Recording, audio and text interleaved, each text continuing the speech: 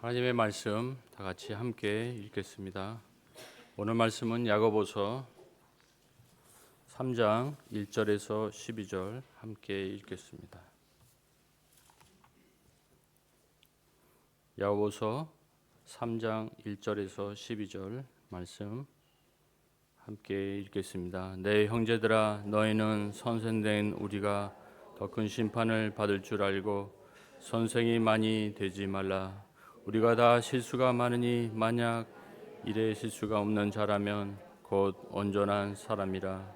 능히 온 몸도 굴레 씌우리라. 우리가 말들의 입에 재갈 물리는 것은 우리에게 순종하게 하려고 그 온몸을 제어하는 것이라.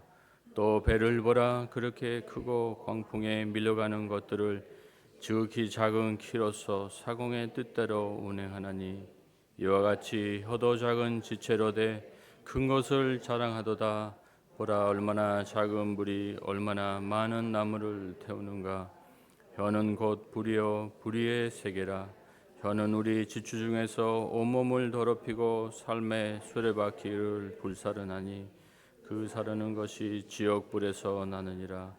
여러 종류의 짐승과 새와 벌레와 바다의 생물은 다 사람이 길들일 수 있고 길들여 왔거니와, 혀는 능히 길들일 사람이 없니 쉬지 아니하는 악이요 죽이는 독이 가득한 것이라. 이것으로 우리가 주 아버지를 찬송하고 또 이것으로 하나님의 형상대로 지음을 받은 사람을 저주하나니, 한 입에서 찬송과 저주가 나오는도다. 내 형제들아, 이것이 마땅하지 아니하니라. 샘이 한 구멍으로 어찌 단물과 쓴물을 내겠느냐. 내 형제들아, 어찌 무화과나무가 갈람나무를, 포도나무가 무화과를 맺겠느냐. 이와 같이 짠물이 단물을 내지 못하느니라. 아멘. 시온 찬양대 하나님께 경배 드리겠습니다.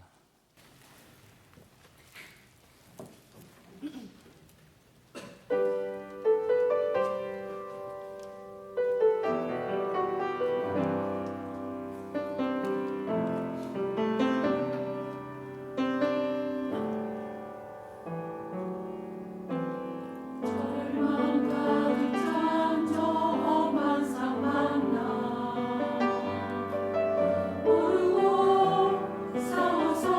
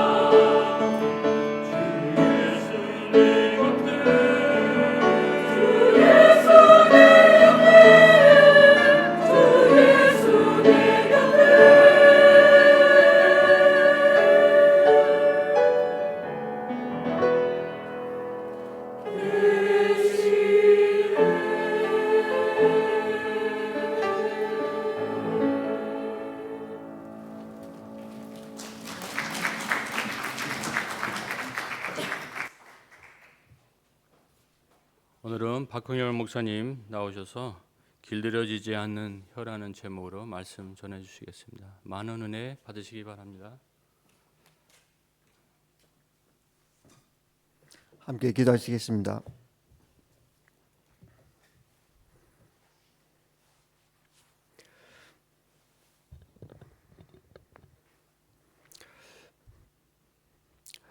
부활을 기념하는 주일 아침 함께 모여서 찬양하며 말씀을 들으며 교제하게 하시고 또 하나님께 예배드리게 하심을 감사드립니다. 이 시간 구원의 기쁨과 감격이 회복되는 시간 되게 하시고 하나님을 향한 사랑이 넘치는 귀한 시간 되도록 역사하여 주시옵소서. 이 시간 하나님의 말씀을 듣기를 원합니다. 우리의 마음을 부드러운 마음으로 준비시켜 주시고 하나님의 말씀을 내 것으로 받게 하시고 믿음으로 받는 시간 되게 하시며 우리의 죄악됨을 깨닫고 십자가 은혜 앞으로 나아가는 귀한 시간 되도록 성령께서 역사하여 주시옵소서. 예수님의 이름으로 기도드립니다. 아멘.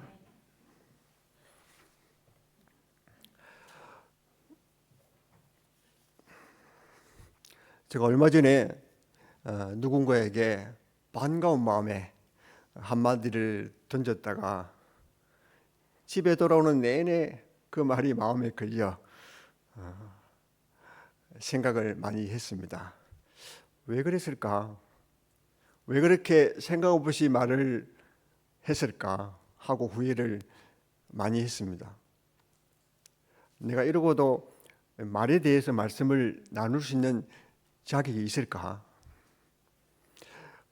쏟아진 물은 닦기만 하면 되지만 입 밖으로 한번 내뱉은 말은 주워 담을 수가 없습니다.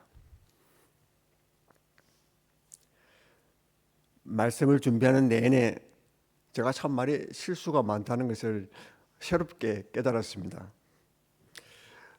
나는 상대방을 향하여 관심이 있어서 하는 말인데 어떤 사람에게는 기분 나쁜 말들이 있습니다. 특히 상대방의 외모나 인생에 관련된 말입니다. 아주 친밀한 사이가 아니면 농담은 더욱 그렇습니다. 누군가에게 머리 좀 잘라라 그러면 아주 가까운 사이가 아니면 자기가 뭔데 내 머리를 잘라라 말하지 이렇게 생각할 수도 있습니다. 너 지난주에 왜 교회에 빠졌니 이렇게 말을 건네면 걱정해서 말을 하면 마치 추궁당하는 그런 느낌을 받을 수가 있겠죠. 그리고 얼굴이 좋아 보여서 얼굴이 참 좋아 보이네요 이렇게 말을 하면은 몸무게에 민감한 사람들은 살쪘네요라고 이렇게 들릴 수가 있습니다. 아주 친한 사이가 아니면 이렇게 말하는 사람의 의도와 다르게 받아들이게 되는 것이 우리의 말입니다. 정말 반가운 마음에 한 말인데 상대방은 그 말에 상처를 받고 또 심지어 화를 내기도 합니다. 모두가 이런 경험이 한 번쯤은 있을 것입니다. 부부 사이는 완전히 풀어진 완전 무장 해제 상태입니다. 서로 말을 아무렇게나 합니다. 어떤 남편은 아내에게 어이 이렇게 부르는 사람도 있습니다. 남편들은 아내를 향하여 말을 함부로 하면서 기분 나쁘게 말하는 여자가 제일 싫다고 말합니다. 저희 집 이야기는 절대 아닙니다. 대부분 부부싸움은 어떻게 일어납니까? 사소한 말 한마디입니다. 부주의한 말 한마디, 서운한 말 한마디, 거친 말 한마디, 즉 어린아이와 같은 그런 미숙함 때문에 배우자가 얼마나 고통을 받습니까? 부부 사이에는 아무리 화가 나더라도 꼭 하지 말아야 할 말들이 있습니다. 그렇죠? 옛날 우리 부모들은 자녀가 많고 또 먹고 살기가 바빠서 자식들에게 말을 함부로 하는 경우가 더러 있었습니다. 요즘 부모는 그렇지 않습니다. 그죠? 아이가 애를 먹이면 어디서 저런 놈이 태어나서 이렇게 막 저주를 합니다. 그리고 다른 아이들과 비교하는 말을 서슴지 않고 했습니다. 누구는 공부도 잘하는데 너는 커서 뭐가 될래? 부모의 말 한마디 때문에 일평생 부모를 향하여 쓴뿌리를 가지고 살아가는 자녀들이 많이 있습니다. 반대로 또 부모를 향하여 말을 함부로 하는 그런 자식들도 가끔 있습니다. 오늘날 교회 안에서도 이 말 한마디 때문에 많은 문제들이 발생합니다. 우리의 조심성 없는 말 한마디로 사람들이 교회를 떠난다면 얼마나 안타까운 일일까요? 그래서 잠언에는 이 말에 대한 구절이 참 많이 있습니다. 오늘 같이 읽으신 본문은 말, 즉 혀의 사용이 얼마나 중요하며 또 혀를 잘못 사용할 때 얼마나 위험한지를 잘 보여주고 있습니다. 2절에서 말에 실수가 없는 자라면 곧 온전한 사람이라고 했습니다. 말에 실수가 없는 온전한 사람. 여기서 온전함은 영적 성숙을 말합니다. 말에 실수하지 않는 사람이 곧 영적으로 성숙한 사람입니다. 그 반대는 무엇입니까? 영적 미성숙입니다. 영적 미성숙은 어린아이와 같습니다. 어린아이들은 말을 할 때 깊이 생각하지 않습니다. 나이가 40, 50이 넘은데도 말을 함부로 하는 사람은 어린아이와 같습니다. 말 속에는 그 사람의 인격이 들어 있습니다. 말은 그 사람의 인격을 드러냅니다. 늘 비아냥거리는 말을 하거나 다른 사람을 깎아내리는 말만 하는 사람은 그것이 그 사람의 인격입니다. 말이 어린아이 같으면 그 사람의 인격은 어린아이 수준입니다. 고린도전서 13장 11절에 내가 어렸을 때는 말하는 것이 어린아이와 같고 깨닫는 것이 어린아이와 같고 생각하는 것이 어린아이와 같다가 장성한 사람이 되어서는 어린아이의 일을 버려놓으라. 말의 실수를 하지 않으려면 어떻게 해야 될까요? 말을 적게 하면 되겠죠. 그래서 본문 1절에 이렇게 시작합니다. 내 형제들아. 헬라어 원문에는 이렇게 하지 말라 내 형제들아로 되어 있습니다. 선생이 많이 되지 말라고 말씀합니다. 선생은 말을 많이 하는 사람입니다. 우리가 선생이 되어 말을 많이 할 때 실수가 생깁니다. 오늘 교사 주일이죠. 말만 하고 자신이 가르친 것을 행하지 않는 선생은 나중에 더 큰 심판을 받게 됩니다.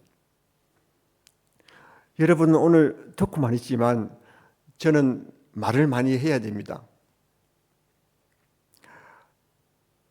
우리 옛말에 여자 셋이 모이면 접시가 깨진다는 말이 있습니다.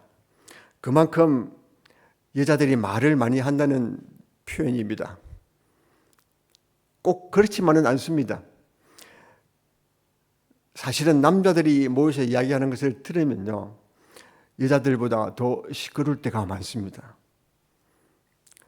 술이라도 있으면 밤새도록 이야기를 합니다. 남자들은 주로 가르치려고 하는 선생들이 많습니다. 자기가 알고 있는 지식을, 정보를 가르치는데 목에 핏대를 세웁니다. 자기가 주장하는 것이 상대방을 이겨야 합니다. 다른 사람 이야기는 잘 귀담아 듣지 않습니다. 각자 자기 말만 합니다. 잠언 10장 19절에 말이 많으면 허물을 면하기 어려우니라. 그 입술을 제어하는 자는 지혜가 있느니라. 우리가 말을 많이 할 때 실수가 생기고 또 허물이 드러나는 것입니다. 쉬지 않고 말을 하는 사람이 있습니다. 다른 사람이 말할 틈도 주지 않고 계속 혼자서 이야기하기를 즐깁니다. 간혹 이런 사람을 만나면 참 곤혹스럽습니다. 말을 많이 하는 사람의 특징 중 하나는 대부분 다른 사람 이야기입니다. 잠언에는 이런 사람에 대해 설명하는 구절이 있습니다. 잠언 11장 18절, 13절 두루다니며 한담하는 자는 남의 비밀을 누설하나 마음이 신실한 자는 그런 것을 숨기느니라. 말을 많이 하는 사람은 이곳저곳 다니면서 만나는 사람마다 남의 비밀을 이야기하기를 좋아합니다. 다른 사람의 허물을 이야기거리로 삼습니다. 다른 사람의 허물을 이야기하는 것은 참 즐겁고 신나는 일입니다. 저도 마찬가지입니다. 얼마나 맛있으면 성경은 그것을 별식이라 할까요? 잠언 18장 8절에 남의 말하기를 좋아하는 자의 말은 별식과 같았어. 뱃속 깊은 데로 내려가느니라. 다른 사람의 허물을 이야기하는 것은 특별한 음식과 같았어. 밤새도록 먹어도 질리지 않습니다. 그러나 이 목구멍으로 술술 잘 넘어가는 이 특식은 먹고 나면 속이 별로 좋지 않습니다. 배가 아파옵니다. 우리가 다른 사람 허물만 이야기하고 집으로 돌아오면 어떻습니까? 기분이 별로 좋지 않습니다. 그래서 성경은 다른 사람의 허물을 말하지 말고 덮어주라고 말씀하십니다. 잠언 17장 9절에 허물을 덮어주는 자는 사랑을 구하는 자요 그것을 거듭 말하는 자는 친한 벗을 이간하는 자니라. 왜 자꾸 남의 허물을 말하고 싶어 할까요? 그것은 자신이 허물과 죄로 죽었던 죄인임을 알지 못하기 때문에 그렇습니다. 자신의 허물을 보혈로 덮어주신 예수님의 은혜를 아직 깨닫지 못했기 때문에 그렇습니다. 그렇기 때문에 자꾸 다른 사람의 허물만 크게 보이는 것입니다. 우리의 혀가 얼마나 중요한지 본문 4절에서 이야기합니다. 4절에서 사람의 혀를 키에 비유했습니다. 4절 또 배를 보라 그렇게 크고 광풍에 밀려가는 것들을 지극히 작은 키로서 사공의 뜻대로 운행하나니. 배의 키는 배의 방향을 결정하며 배의 진로를 바꿉니다. 키가 없다면 배는 바다 한가운데서 표류할 수밖에 없습니다. 그래서 키는 배를 움직이는 데 결정적인 역할을 하는 중요한 것입니다. 망망대해에서 작은 키가 배의 항로를 결정하듯 혀는 그 사람의 일생을 바꿀 수가 있습니다. 인생의 방향을 좌우합니다. 혀는 작지만 우리를 끌고 다닙니다. 배의 키처럼 우리의 일생을 통제합니다. 그만큼 혀가 중요합니다. 우리의 말이 중요한 것입니다.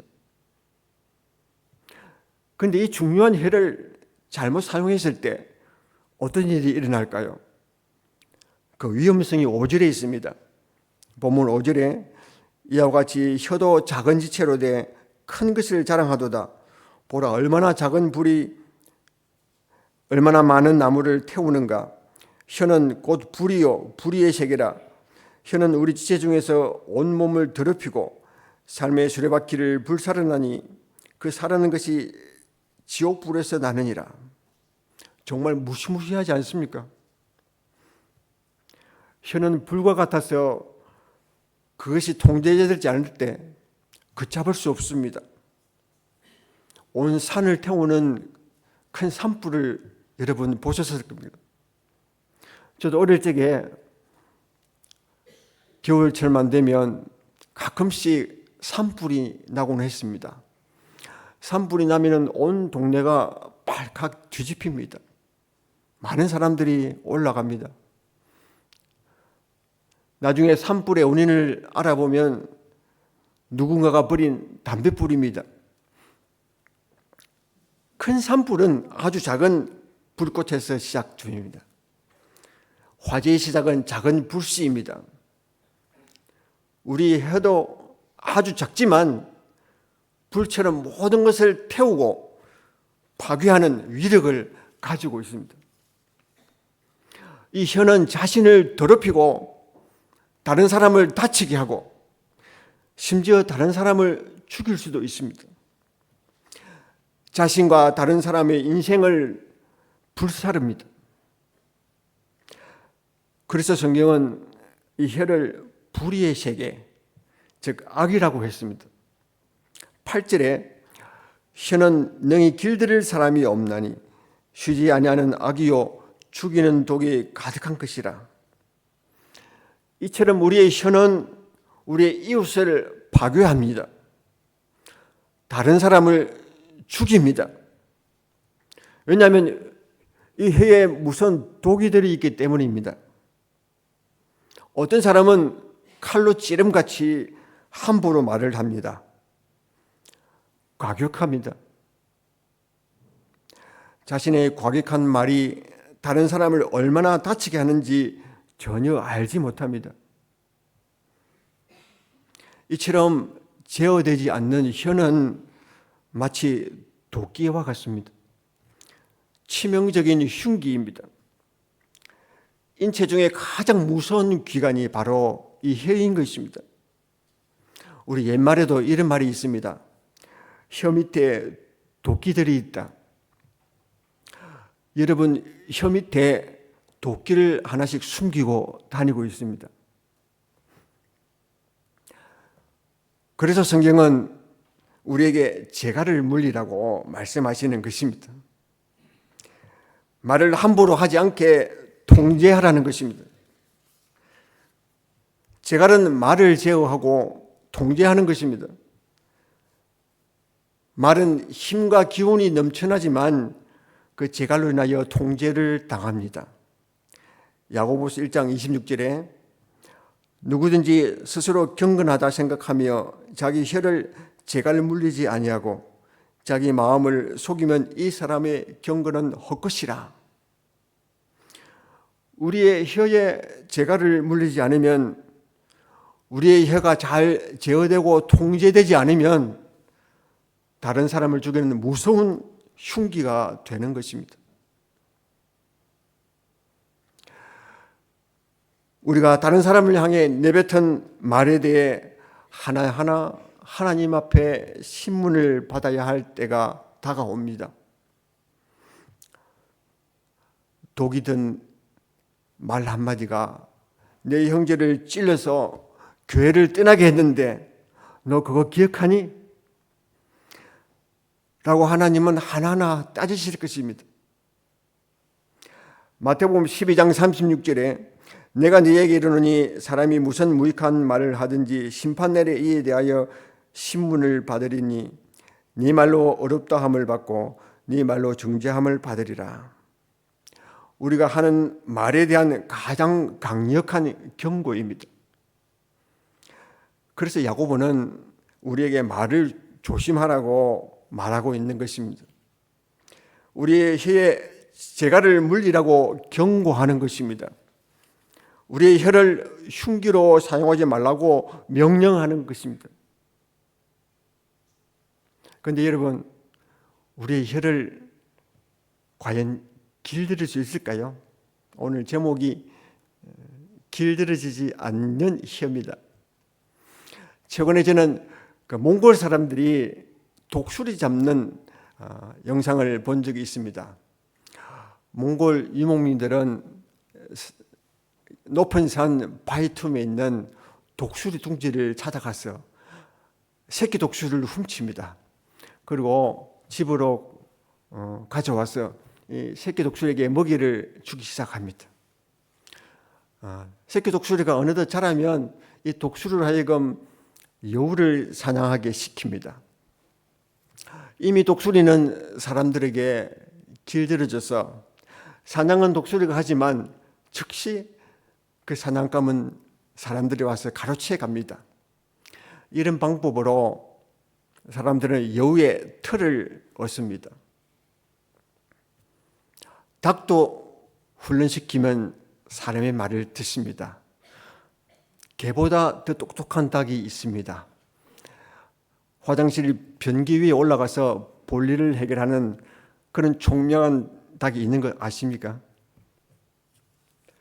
짐승과 새들은 이렇게 길들여지지만 우리의 혀는 능히 길들일 사람이 없다고 성경은 말합니다.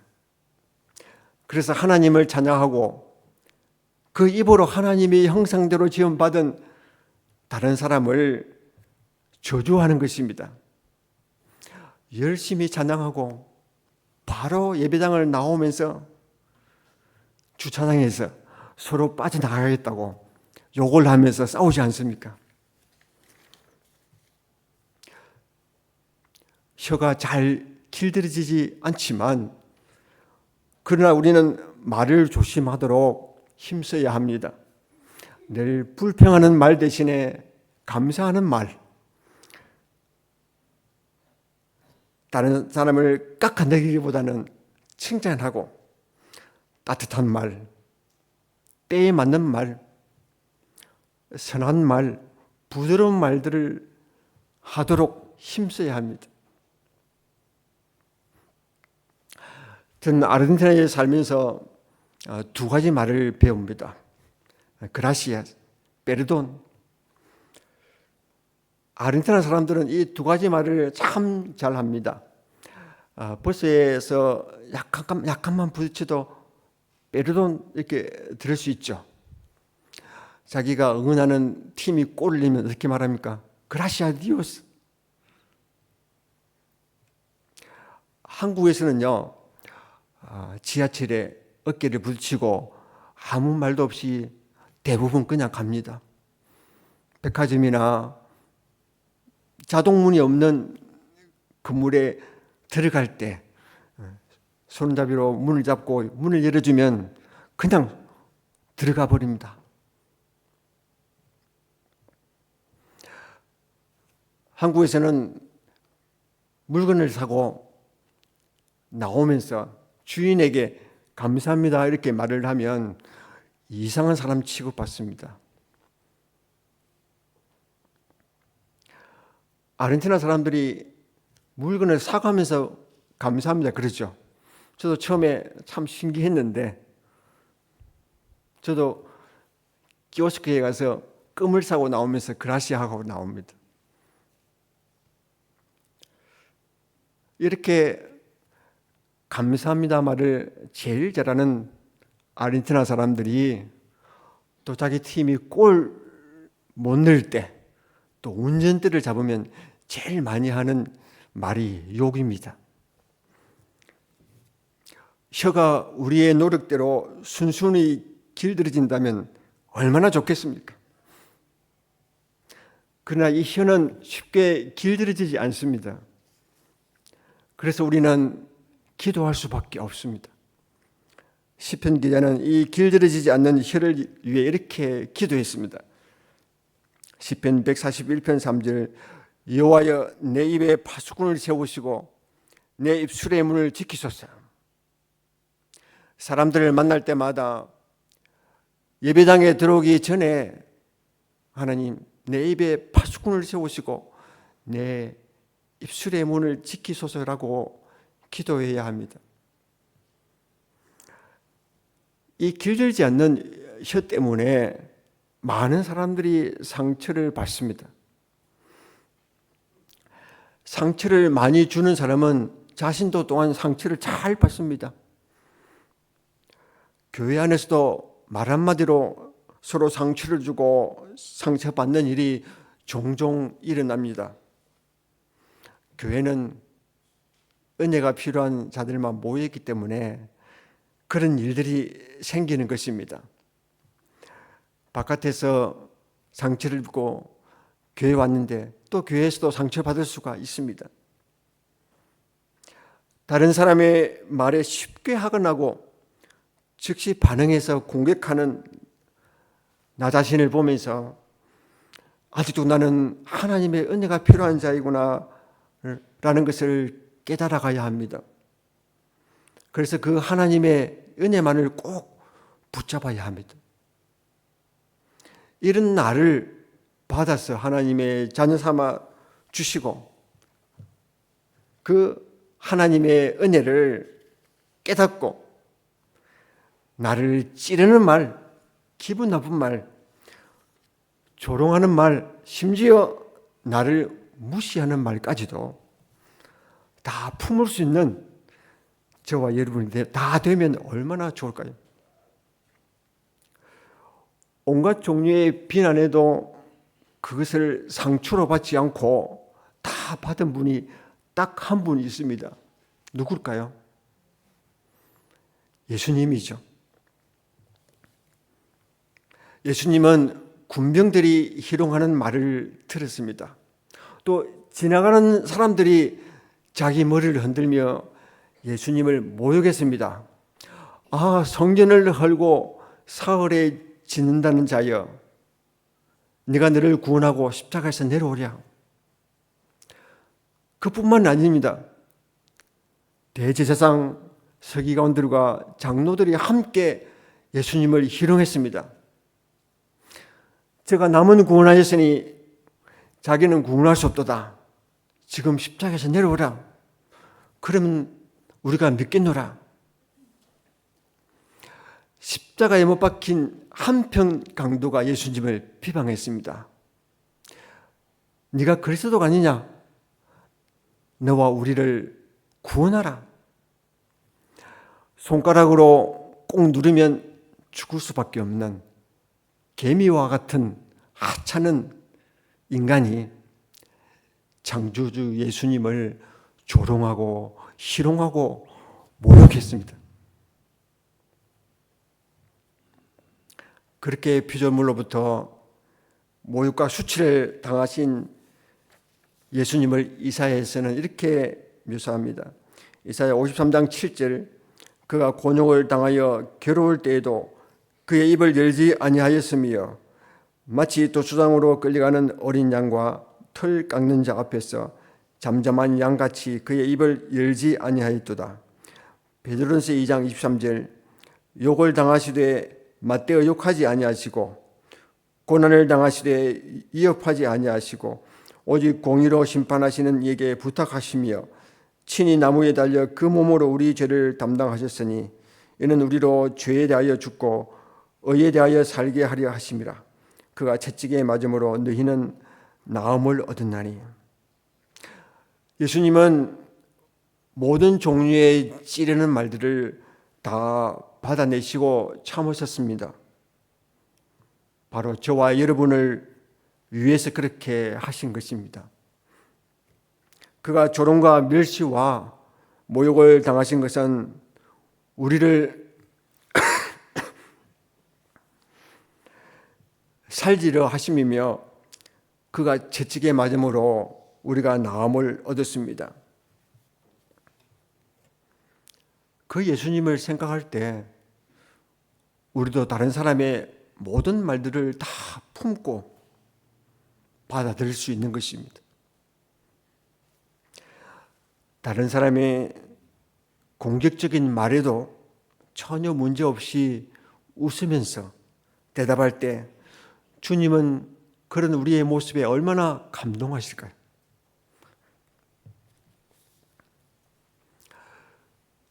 나를 위해 모욕당하신 그 예수님의 은혜를 아는 사람은 다른 사람에 대해 함부로 말하지 않습니다. 하나님의 은혜로 구원받은 자가 남 이야기를 그렇게 쉽게 할 수 있을까요? 내가 죄인 중에 괴수임을 고백한다면 다른 사람을 함부로 평가하고 말해서는 안 됩니다. 오늘 본문은 말의 실수를 줄입시다, 말을 함부로 하지 맙시다라고 결론 내지 않습니다. 오히려 여러 종류의 짐승과 새와 벌레와 바다의 생물들은 다 사람이 길들일 수 있고 길들여 왔지만 혀는 길들일 수 없다고 결론을 내립니다. 어찌 한 입으로 찬송과 저주를 할 수 있니? 샘이 한 구멍으로 단물과 쓴물을 낼 수 있니? 어찌 무화과 나무가 감람 열매를, 포도나무가 무화과를 맺겠느냐? 짠물이 단물을 내지 못한다고 말씀하시는 것입니다. 오늘 본문은 사실상 남의 말을 함부로 하지 말라는데 초점이 있지 않습니다. 너는 정말로 하나님의 은혜가 뭔지 아니? 묻고 있는 것입니다.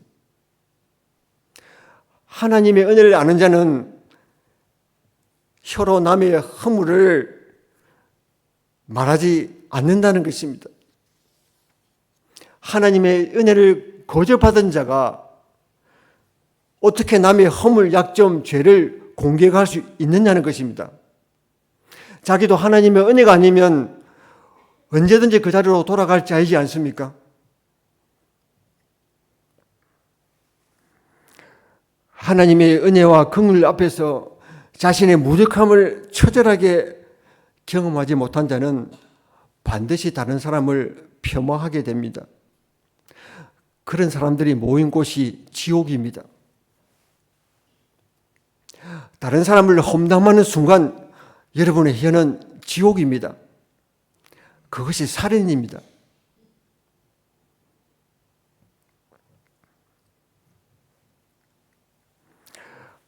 여러분에게 말할 기회도 주지 않고 30분 동안 저 혼자 떠들었습니다.